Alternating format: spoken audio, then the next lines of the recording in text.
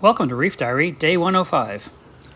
At Aquashella, I received a few mangroves from Algae Barn, and they came in these plastic sheaths, and I wasn't really sure how I was supposed to get these free, because if I were to pull, I felt like I'd rip the roots off. So I called them up and asked them how to handle it, and they told me to get some tin snips, because scissors weren't going to be strong enough to cut through this plastic housing. I didn't know if maybe they had some technique that would help hold these upright in those tubes, like maybe it was some kind of a flotation device. Nope, it's just a packaging trick that they use to get the plants to you safely. And since I was at the show and they were just handed to me, I didn't ask any questions. I just saw red mangroves and got excited and thought, I haven't grown those in forever. And I've seen people like Inappropriate Reefer that grew a big giant branch.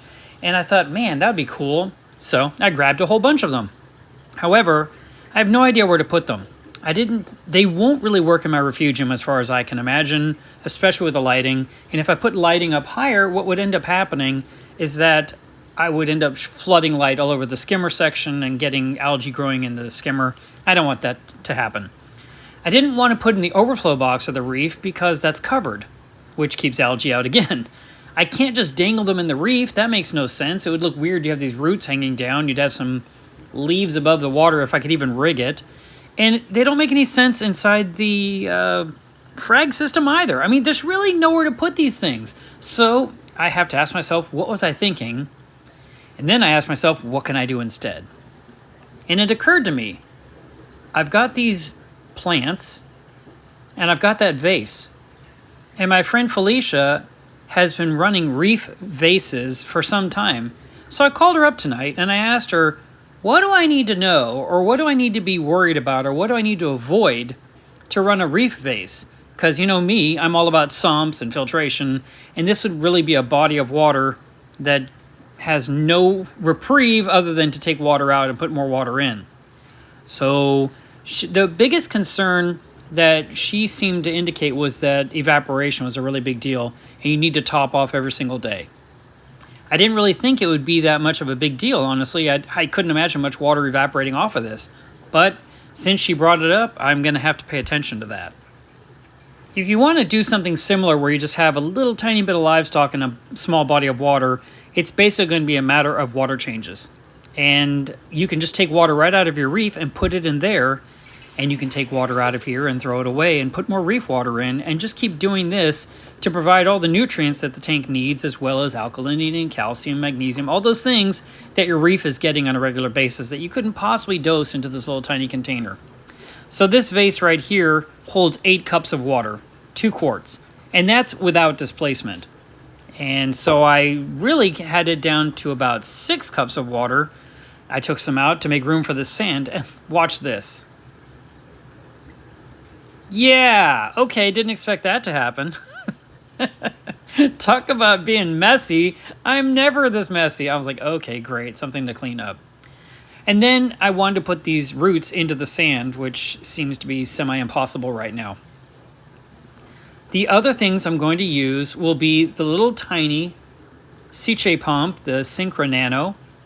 And I also want to use what looks like a credit card heater that has no thermostat. It basically just keeps things at 76 degrees and can handle a very small body of water. So I have both of those already that I've been using when I was doing safety stop or when I was dipping corals. So I could actually set up a little instant reef. So I set up a tank tonight, guys. I don't know how long I'll keep this, and for now it just entertains me. Now the third thing this is going to need is some light. And I just happen to have a light sitting in the back room for the last couple of years that I was able to rig over this little vase. So I'm going to be growing some mangroves. I would like to put something else in here, and I was thinking maybe the little walking dendro would be cool, or maybe the brand new Recordia that I just got. I don't know yet, but for now I've got plants in tank water with some sand that I scooped right out of the reef, and you know what? That sand is clean. Look, this jar did not become just a brown mass. So I've been doing a really good job with my reef, keeping my sand bed clean. I don't anticipate adding any kind of fish to this, but maybe I'll add some kind of other interesting invertebrate, like a little shrimp, maybe some sexy shrimp. That would be fun, and just something I could sprinkle in a little bit of food from time to time. But really what I want to do is I want to grow the mangroves into decent-sized bushes.